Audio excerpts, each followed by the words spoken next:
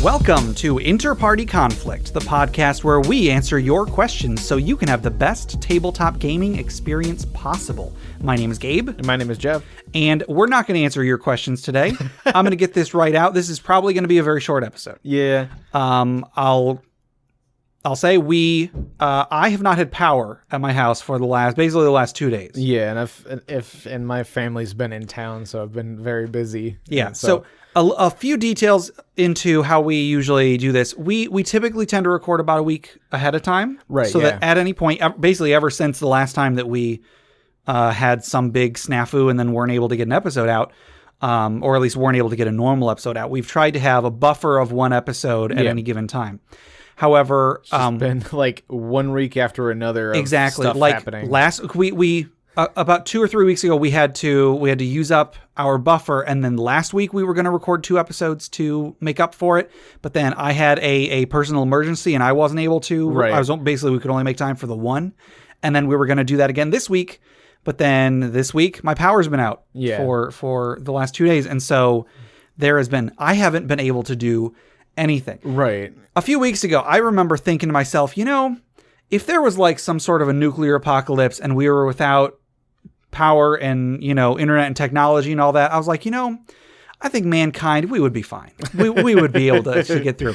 But today, after a day and a half of no power, and I was ready to kill someone to get my power back on. Oh my goodness. I don't think I was quite accurate about that. I mean, if you knew that there wasn't a chance, if you knew it was going to be more than a few hours or days, like if you knew it was going to be at least a month without power, I think you would adjust quickly. Yeah, because I wouldn't be holding out that it's gonna come back. It's gonna come back on. It's gotta. Yeah, exactly. So I think it's that promise it's like that you get the call from the electric company. It's like it's estimation of hours, and you're like, Yeah. Well, that's the thing. Yesterday we were constantly, because our neighbors are the greatest neighbors in the world, and they let us borrow a backup generator that they had, because I guess they have 6 or something, because their grandma that used to live in the house had oxygen that she always needed. Oh, okay, all right. I was gonna say you're always lucky to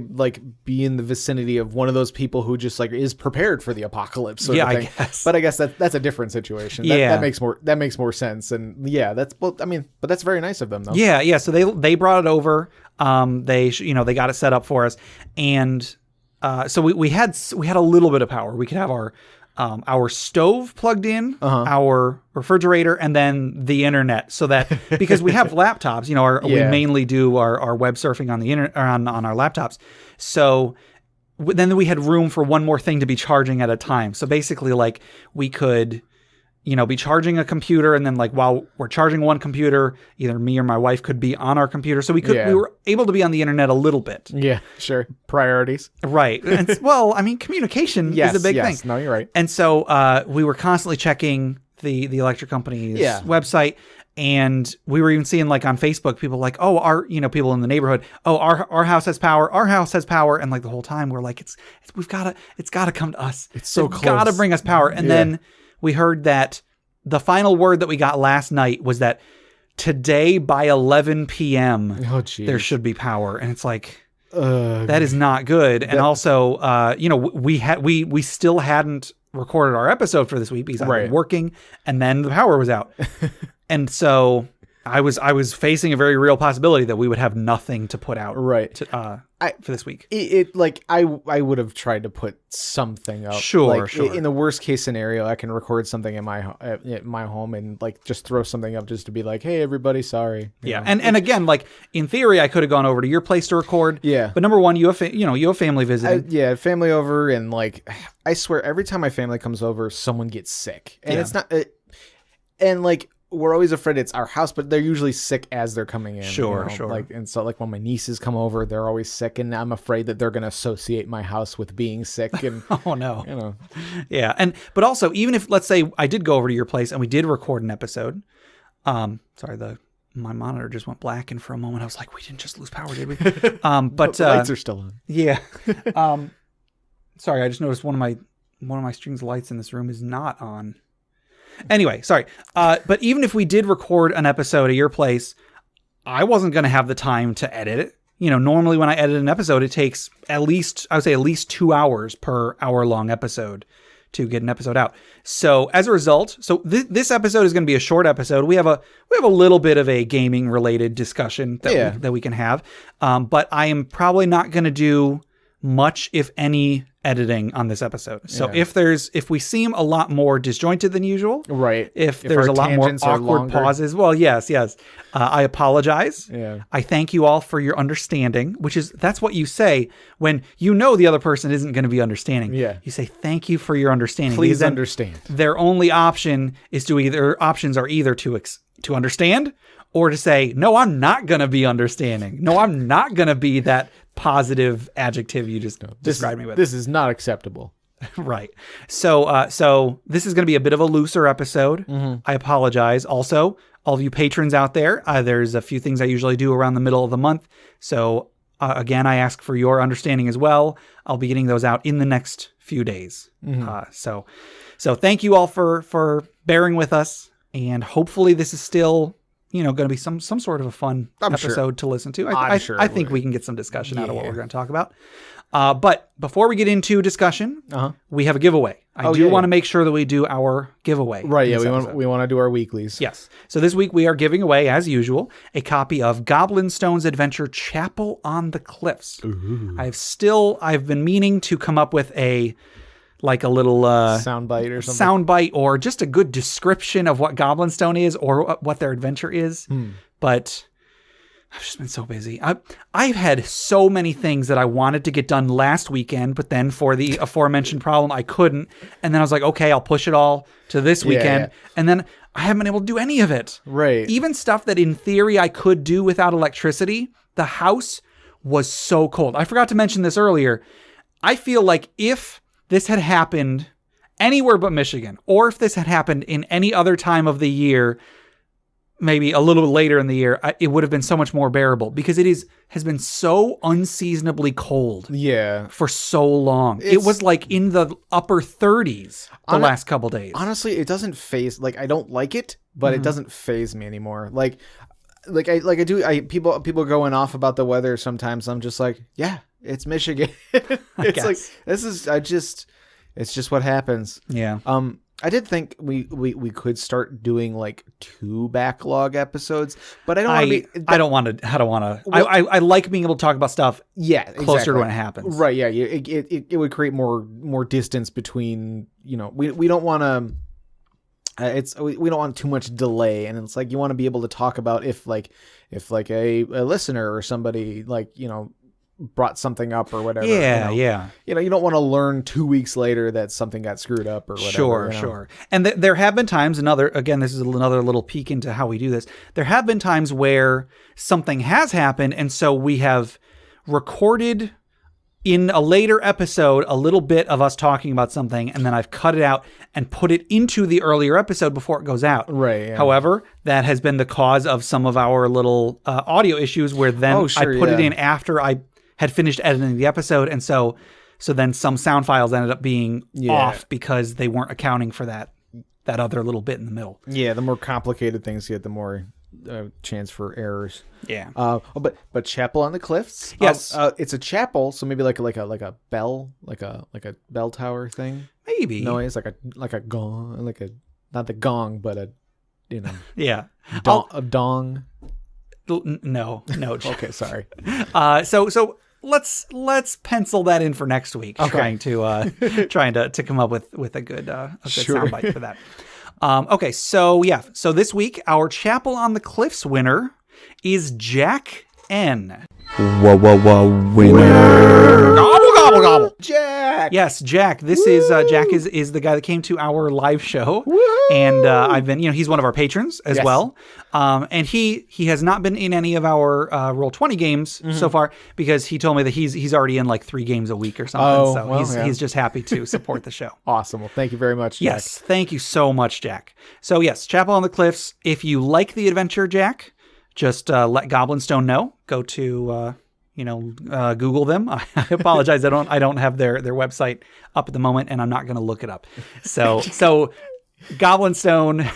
We're really off the cuff this episode. Yes. We're doing it live. We are doing it live.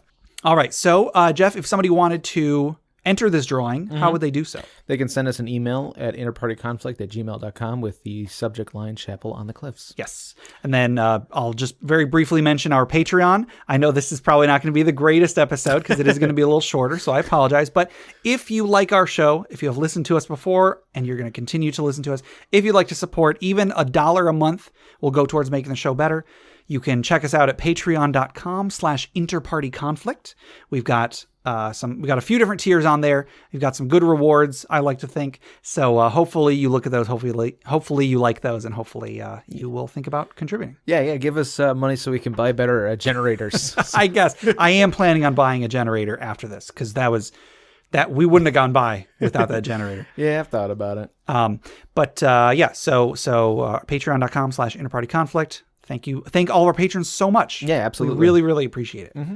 And then also I want to direct you guys to Crit Academy at critacademy.com. They're a great, great podcast. I was very recently on there. Ooh. The episode that came out last week was the episode that I was on. It was episode 70. Justin, Ian, Brandon, and we talked about underwater and aerial combat. That was a lot of fun. Cool. Also, the same week, I was on an episode of the Frelcast. Oh, yeah. So that episode came out. I sound as dorky as ever, but yeah, it was a fun episode, and it was fun to talk about. So if you guys have ever seen the show Farscape, it's a great show, and the Frelcast is a great podcast about that show. Awesome. Also check out D&D Adventure. Sorry, D&D Character Lab. Yeah. What is D&D Adventure? Anyway, D&D Adventure that was Lab. That was a website I used to go to. Oh, I think that's how I met Chris Ding. Ding. Yeah, that's how I met Chris is through D&D Adventure. Anyway, dndcharacterlab.blogspot.com sure. is their website. They're a great podcast. Garen and Dan, they make characters and then pit them against each other. I think also like once a month they make, for patrons, I think, because they have a Patreon as well, they make like monsters and fight the monsters against each other. Okay. Anyway, they're a great podcast. Huh. You guys should check them out too. I'll have to look that in. Look that up. Yes. So if people want to submit questions for us to discuss on a future episode, items for our segment, The Dragon's Hoard, or stories for the funeral pyre, character death stories that we'd like to talk about, how can they get those to us? They can send us an email at interpartyconflict@gmail.com. Yes. We're also on Reddit, Twitter. Yeah. Twitter in Party Conflict, because InterPartyConflict is just a little bit too many letters. Oh, sure. Here. Yeah, we're on Facebook. We're on Reddit, r/InterPartyConflict, all sorts of stuff.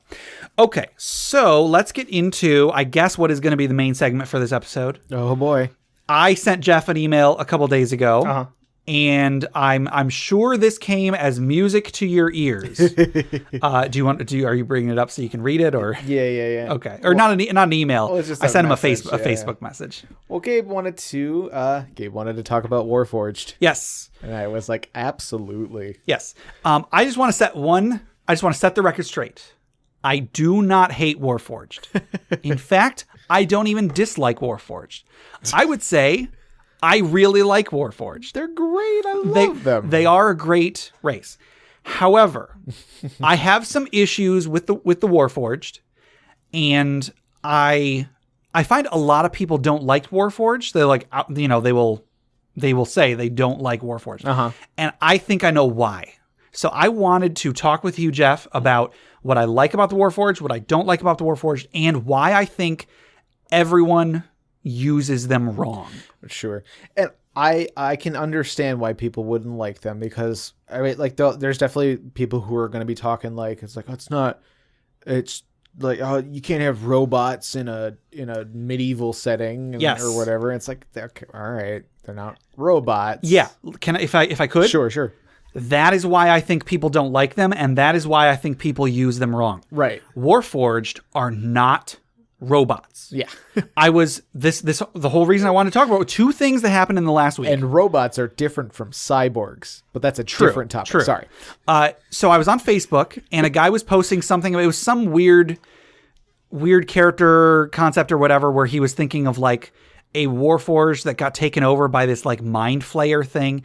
And somebody put in the comments that like Warforged are medium sized, whereas the mind flayer thing would have to be large, or I don't know what the heck they were talking about. But he edited his post to include a sentence that went along the lines of, Warforged are just robots. You could just build a bigger one, guys.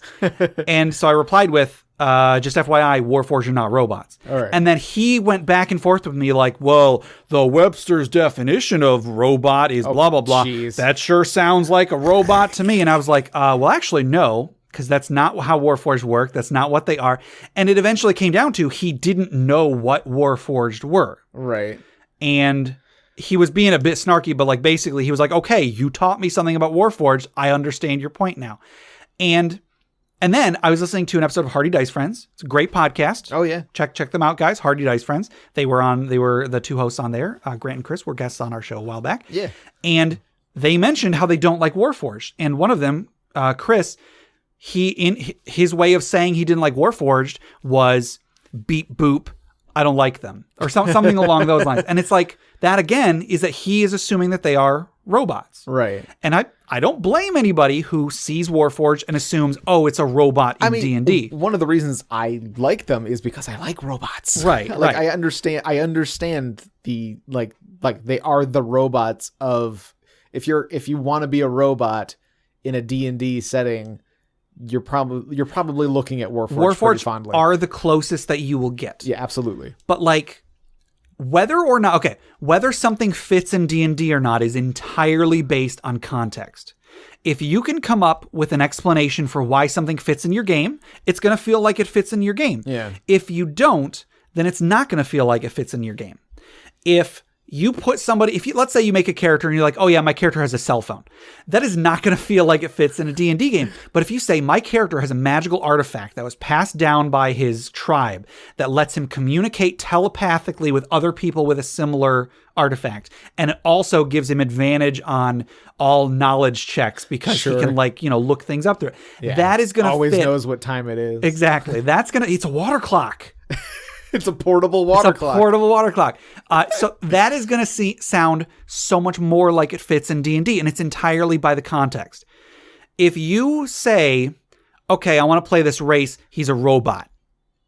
It's not going to feel like it fits in D&D. Sure. But that's because Warforged aren't robots. Golems. They're golems. Exactly. They're golems. They are golems. I guess let's go into a little bit of history on Warforged. Sure. Would you like to? Well, I mean, it's been some time since I've actually read from the Eberron stuff. Mm-hmm. But I mean, Warforged were forged for war. Yeah. It's in the Eberron campaign setting. There was this big war, and one of the nations in that war, one of the powers in that war, were able to create these Warforged. And they had these big forges that churned out these Warforged, which were basically humanoid constructs, but they're considered living constructs. I think was the subtype or whatever in the book. In every edition, they either are specifically called out as being living constructs, or in 5th edition, again, the Unearthed Arcana, because it's not official in 5th edition. Sure. But they have an ability called living construct. Yeah. Because they are living. Yeah. Yes, they have some things in common with a robot.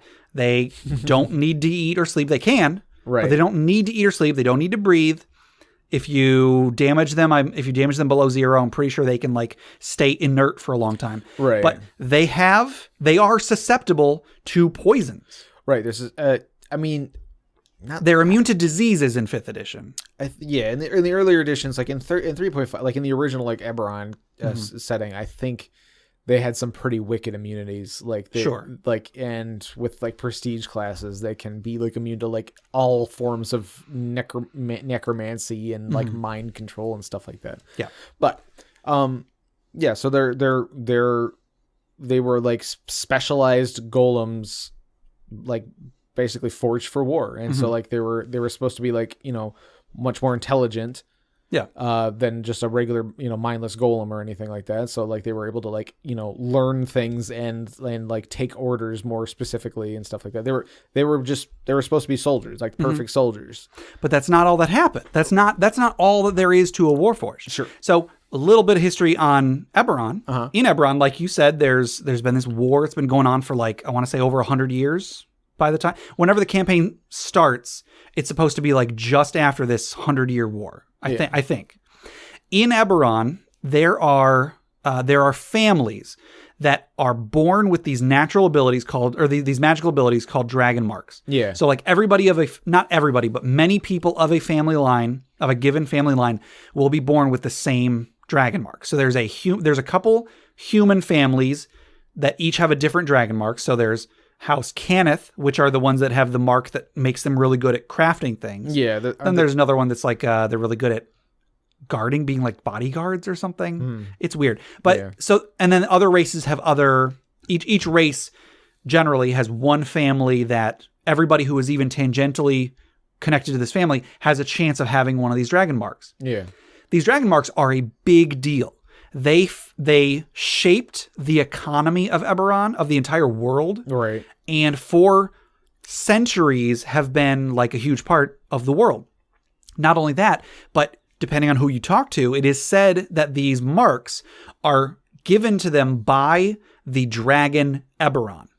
There were these 3 dragons that, according to legend, created the world. These 3 dragons, Eberron, Sybaris, and Kyber, that were locked in an eternal fight. Sybaris and Kyber were locked in an eternal fight, and Eberron was between them trying to keep them apart. Eventually, Sybaris became the sky, Eberron became the earth, Kyber became the underworld, the underground.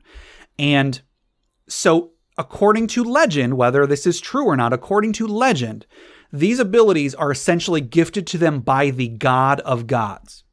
So, House Cannith, the house that has been gifted this immensely powerful divine ability from, not necessarily divine like a cleric, but this magical ability that makes them the best in the world at creating things.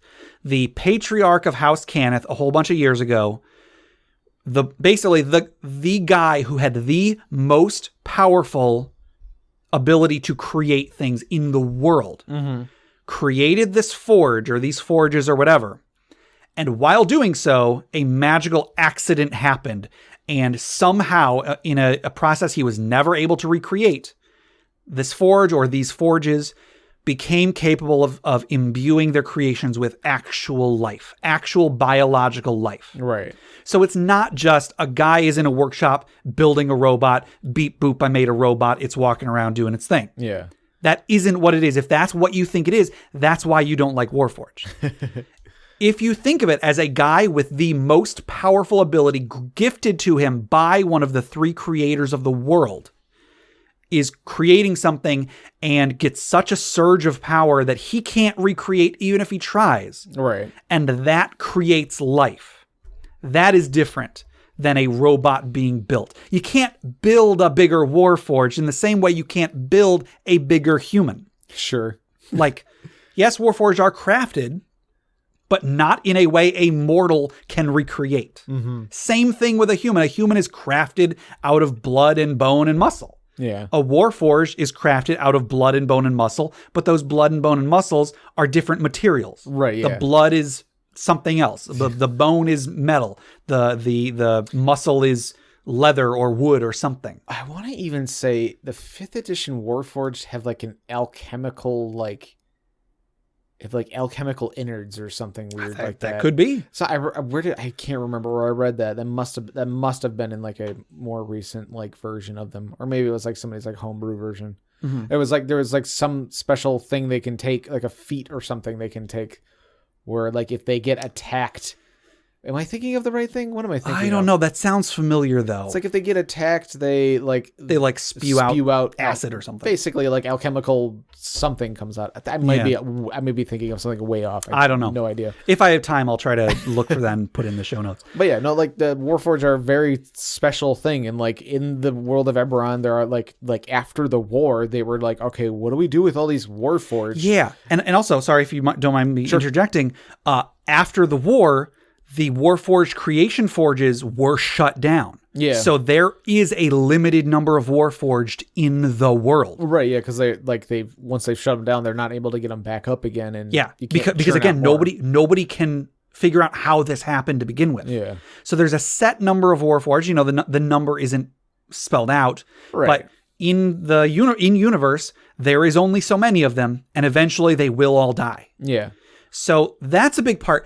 I think a reason why I don't like them in most campaigns is because so many people, they just throw them in whatever campaign they're running.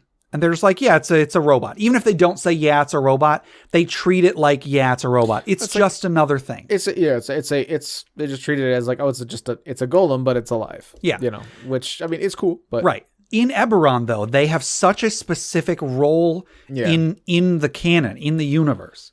And I just don't think they work in any setting other than Eberron. There's ways to make it work. Right, yeah, absolutely. Like we did with our Shackled City campaign. Mm-hmm. I did something very similar. Basically, the Warforged you were going to be playing, small spoil. Do you mind if I spoil that? Because I don't think we're ever going to play that campaign. Probably not. Yeah, go ahead. So your character was supposedly created by this very powerful wizard. Yep.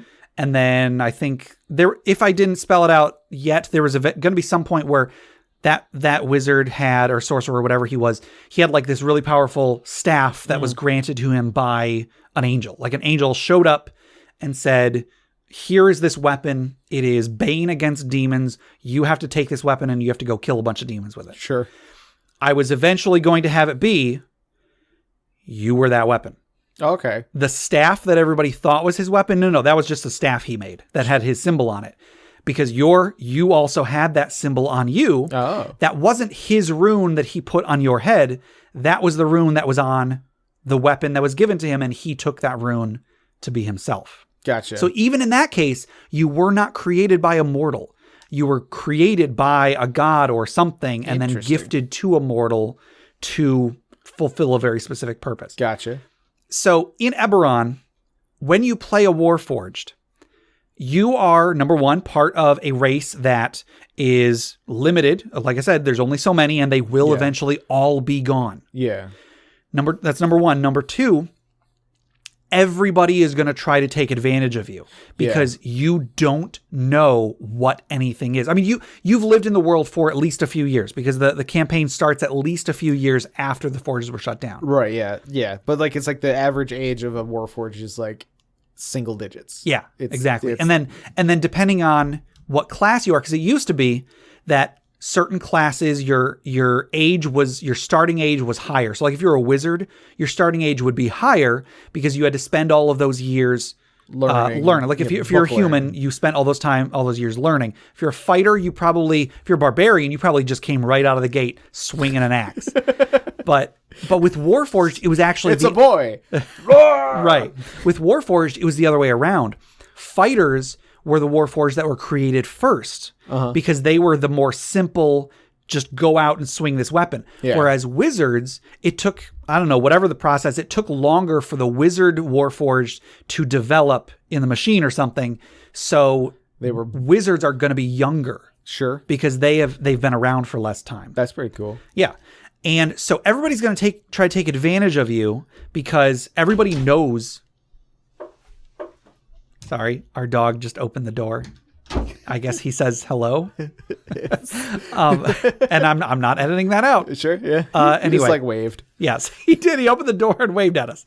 Because everybody knows what Warforged are. They know, that's those things that most of them don't know what money, I mean, maybe that's an exaggeration, but like most of them don't know how the world works. Right, yeah. I'm going to say, hey, I'll give you this 5 copper if you pledge yourself to be my bodyguard for the next 10 years. And be like, all right. Okay, yeah, sure. It's like I got nothing else to do since, the me forged. Exactly. And also, like, where was I going with this? Warforged... people treat them like objects, literally treat them like objects, to the point where most Warforged, back in the Eberron campaign setting book, most Warforged were named after objects. Right. Yeah. And I think that's kind of a cool idea. I think there's one named one. I don't know if it was in like the Eberron campaign setting book or something like that, but there was a Warforged that was like a bodyguard of like somebody important. I can't remember, but his name was 3.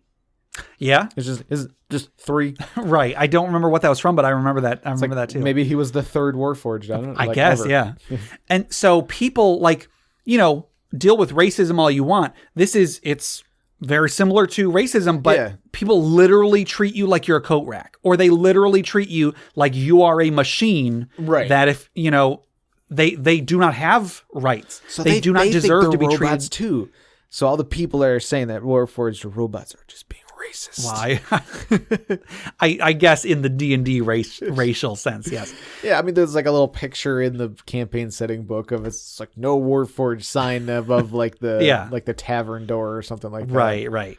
And also, Warforged can't get drunk. They wouldn't get drunk, so like maybe that's why they don't allow them in the bar. Well, they can still drink. So but they if I'm not mistaken, they either don't get drunk or it's very, very difficult. I guess they can because you. I think the 4th edition Warforged might have been the case. Okay. Might have been the case. Gotcha. Anyway, so there's all the stuff that makes the idea of playing a Warforged really, really cool. Yeah. Because you are not going to be treated like a normal person. You are not going to have the same reactions to things as a normal person will. So that is what makes a Warforged so appealing to play, because you're almost literally a baby in human form. Yeah. And like, that's a really neat character concept. Right. But when you don't play Warforged in Eberron, when you play them in just whatever campaign you're in, you don't have that. Yeah, it's that. Yeah, you have to find a way to create that, or it's just sort of, I don't know. Yeah, you are just kind of playing just like a golem. Yeah. So if you don't have if you were devoid of all of that context, it is going to seem like Warforged, they're just robots because of all this story stuff that I don't care about. But you should, if you're going to use Warforged, you should care about the story stuff, because that is what makes Warforged. Yeah. If they don't have the story and the setting of Eberron, they are just golems. So I think that's why a lot of people don't like Warforged, because they don't know all of the stuff about them. And I mean, I can't blame someone for not looking into the history of every race that they come across. And so I would actually say that a large portion of the fault, if this is something that can be faulted, a large portion of the fault falls on Wizards of the Coast, because of every edition, they keep being like, hey, we all know you like Warforged, so here's the stats for Warforged. It doesn't have any of the campaign setting stuff in it, but we know you like Warforged, so here's the stats. Yeah. And that encourages people to be like, oh, there's a race in this online document. I guess I can throw that race into whatever. Yeah. And that makes Warforged suck, because it is the setting and the history that makes them so cool. Right, yeah. Yep. So if you are playing Warforged without being in Eberron, I think you're kind of doing the race a disservice.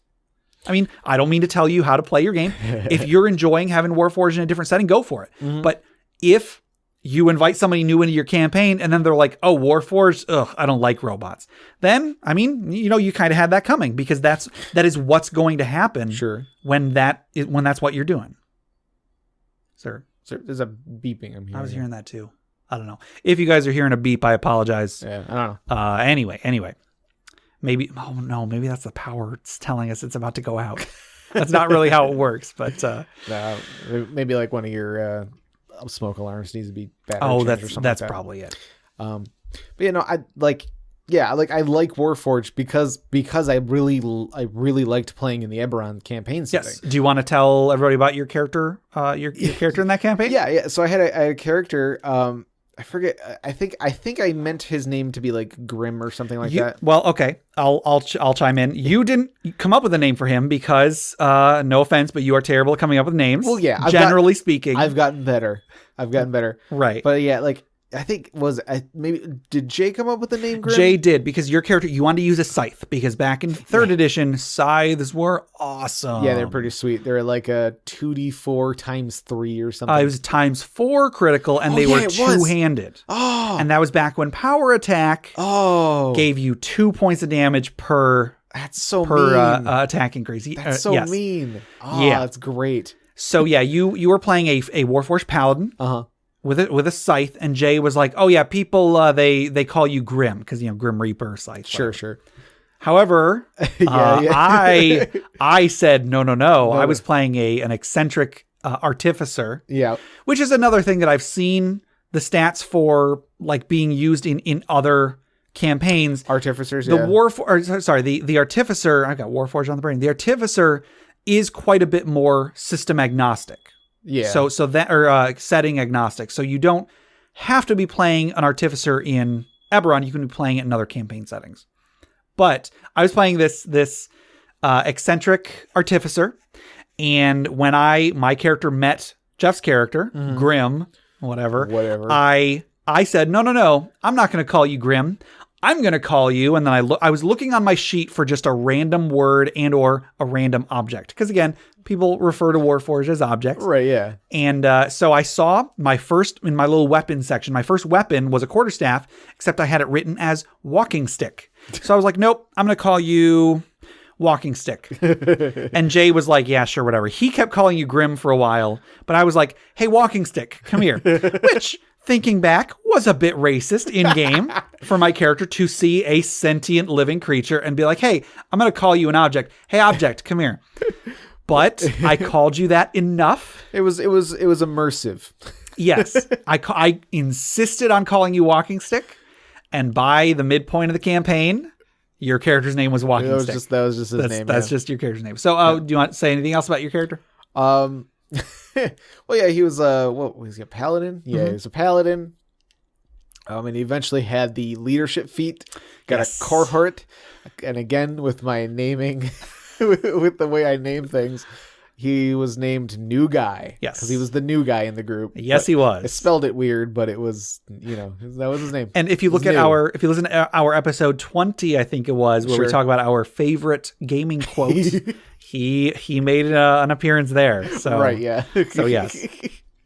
So yeah, but I really did like the Eberron campaign setting was really cool. I thought it was very it just had a lot of good flavor to it. Like I liked that was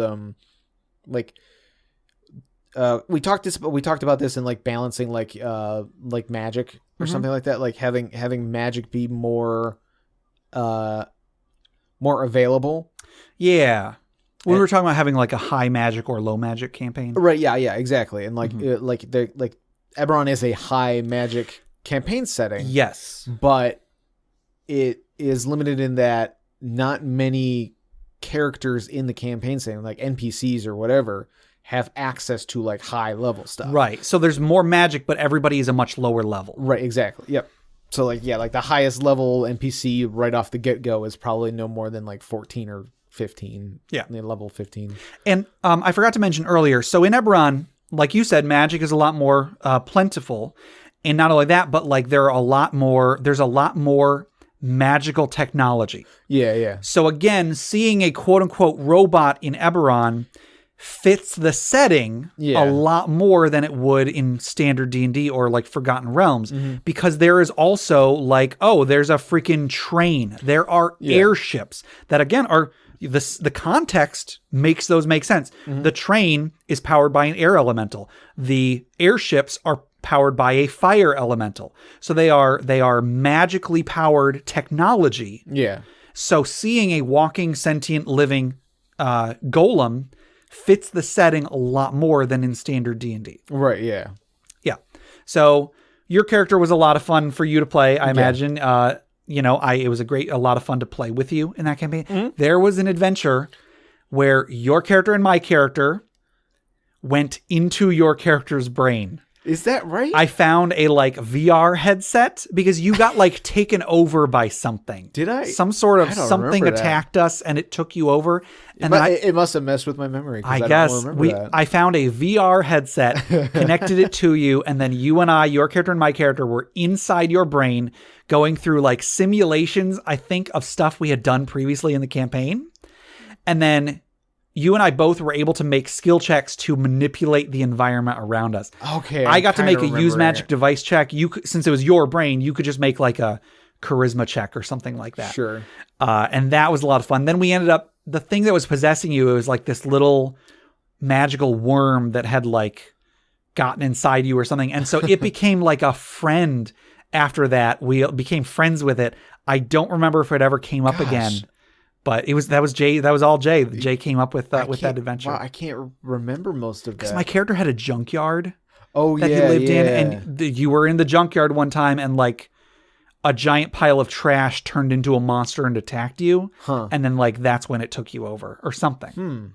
I mean, this was like this was like 15 years ago. I don't blame you for sure. Yeah, it was a while ago for not remembering everything. But so I mean, like, yeah, a lot of cool stuff can be done with them, and like even outside of the Eberron campaign setting, if you want to be brave enough, and like like there's ways to fit them in. It just might have to be more specific, like in the case of the Shackle City, it was just the one. Yeah, like it was just the one I want because Gabe was very nice and let me play Warforged. And I would not have been okay with that if I hadn't come up with, well, there is this spellcaster who was gifted a very powerful weapon.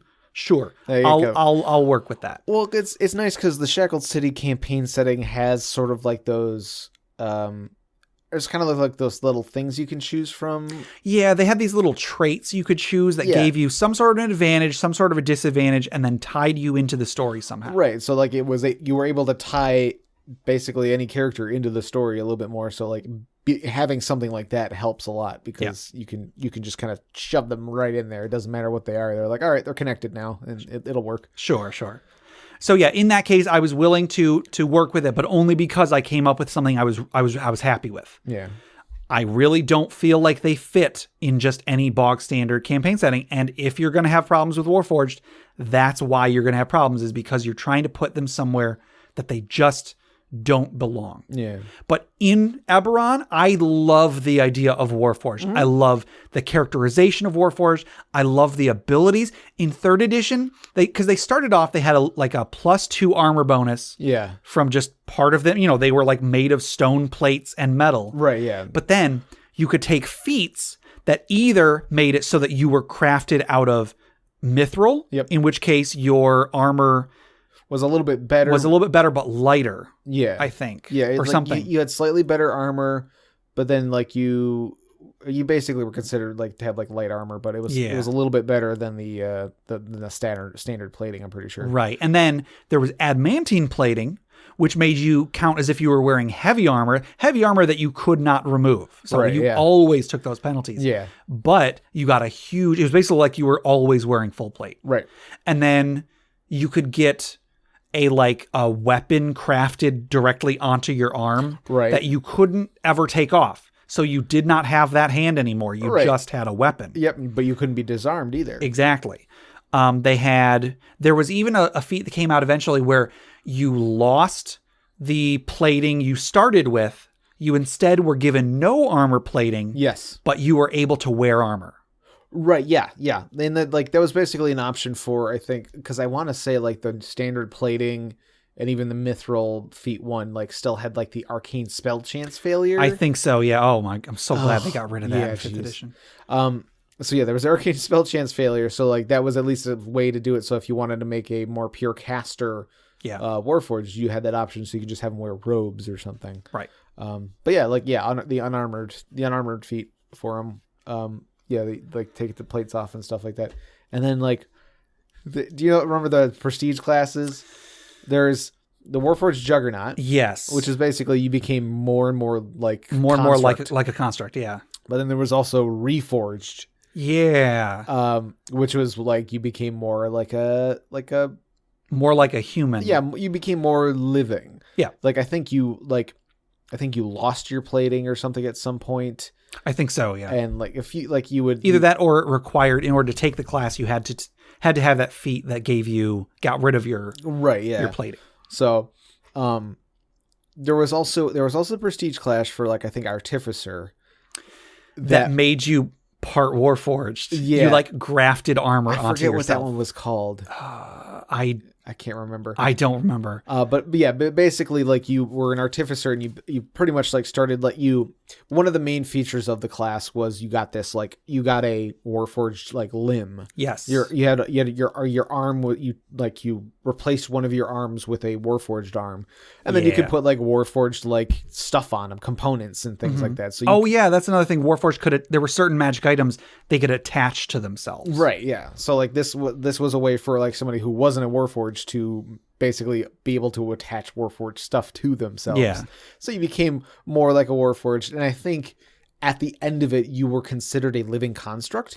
Yeah, and I think you automatically were given one of the feats that gave you an armor. Right. I think something along that line. It basically at the end of this of prestige class, you met the requirements for the Warforged prestige classes. Yes. So you could be a human artificer who becomes this like Warforged thing or whatever. And then you would take like Warforged Juggernaut and then like go into epic levels and take a Reforged to turn back into a human again. Yeah, so a human that became a Warforged and then turned back into a human, or a Warforged that became human and then turned back into a Warforged. Something ridiculous. So you'd have like 20 or 30 levels of garbage pretty much because you were right back where you started. Yeah, exactly. Like you'd have like the base attack bonus of that level of character, but like the abilities of like a 5th level character. Yeah. So so I do really, because Justin on Crit Academy many times has insinuated that I hate Warforged. I don't hate Warforged. I really like Warforged. However, I strongly feel that they do not belong anywhere but in Eberron campaign. Yeah, use them outside of Eberron at your own risk. Yes, absolutely. Okay, well, I think that'll do it for today. I think this has actually turned out a lot longer. I was not expecting us to go quite as long talking about Warforged, but I had a good time talking about it. Is there anything else you want to say about Warforged? You do love Warforged. I do.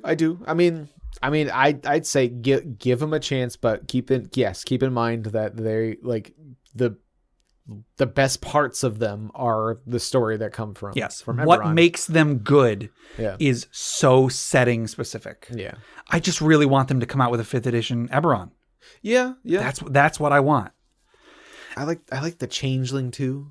Yeah, changelings were pretty good. I think they could fit a lot easier into other campaigns. Yes. They lose a little bit, Yeah. Like every setting specific thing does. They lose a little bit not being an Eberron, but I think they're a really cool race as well. And have they been updated to 5th edition? Not that I know of. Okay. I don't know. Well, anyway, I guess that's another discussion for another day.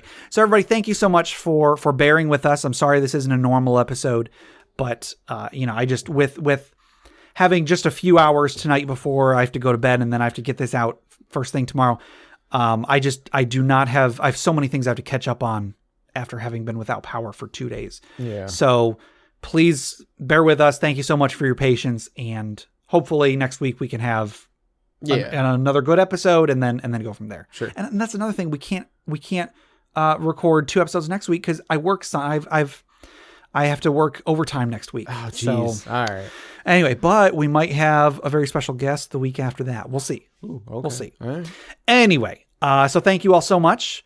To submit questions for us to discuss, items for the Dragon's Hoard, or stories for the Funeral Pyre, please email us at interpartyconflict@gmail.com. For show notes, a running list of questions asked, and important links, go to interpartyconflict.com. Find us on Facebook, facebook.com/interpartyconflict, or our subreddit at reddit.com/r/interpartyconflict, where I post weekly discussion questions for you. We're also on Twitter at InPartyConflict. Find us on iTunes, Google Play Music, Stitcher, YouTube, anywhere you download podcasts. Please rate, review, subscribe, or just tell a friend. I know we were talking earlier about donating to our Patreon, but hey, if you don't want to or can't afford to or whatever, if you are not going to donate money, that's fine. Just tell a friend about us. Yeah. The more people that we get listening, the better. The bigger our listenership, the more reviews we get, the more easily people can see us. Yeah. So anything you can do, even something as simple as just telling a friend, would be so much appreciated. Mm-hmm. Now I did mention a Patreon. If you want to, check out our rewards at patreon.com/interpartyconflict. There's a few different tiers, so anything you can spare, even $1 a month, would go towards making the show better, and you'll get bonus content for it. Jeff, you want to tell us about FriendQuest? Yes, but first I wanted to mention a couple things about this episode. Okay. This episode's obviously been a little bit strange. Yes. So like Gabe, his intro, intro that he does, he had written it out when we first started. Yes. And has since never had to use that. He doesn't have to use the writing anymore. He just does it by memory. Yeah. And then he has this tradition of always forgetting. You're just calling me out on all sorts of stuff. Go on. This outro, he has it written down as the outro spiel. Outro spiel, yes. Yeah. And he has a habit of forgetting to bring it up so he can read from it. Always. Because this one's a little, it's a little bit longer than the intro, so he likes to read it and everything. Yes. Today he did not forget it. I will say 99.9% of our episodes, I guess we're not even at 100 yet. So I'm going to say out of our, I would say probably 60 2 of our episodes so far, I have, maybe more, I have had to edit out me being like, dang it, I forgot to bring up the thing, and then click. But no, this time because I don't want to do any edits. As there is one thing I'm going to edit out from earlier. So sure, whatever secrets. Anyway, so I very slyly clicked over, and there it is. It's right there. So this is the one time, and then you had to call me out on it. That's fine. But anyway, Fred Quest is our YouTube channel where we play video games. Yes. And if you'd like to submit some of your childhood memories of going to the arcade, either write them to us in an email or record it yourself and send it to us that way. You can send those to arcadememoriespodcast@gmail.com. Sorry, one little thing about this. A few days ago, I sent out a bunch of emails last weekend, sent out a whole bunch of emails to a whole bunch of different podcasts I listen to, hoping that some of them will write in some of their arcade memories. None of them have. Oh. I've gotten very, very few audio responses, but a whole bunch of people have emailed me just saying like, hey, this is a great idea. I hope this goes well. Sure. You know, how much of a difference those emails will make. It makes me feel good. Right. At the very least, somebody will be listening to them once you get it going and everything. Sure. So hopefully more of them will actually send us stuff. But, whatever the case, I'm excited about this. Whenever I get it out, I think it's going to be really cool. Yeah. Also, head over to bit.ly/InterPartyConflict to take a short survey about our show, what you like, what you don't like, etc. And just for taking it, you'll get 2 free printable board games, courtesy of Mary and Tom over at hollandspiel.com. And our music is made by Boxcat Games from Nameless the Hackers RPG.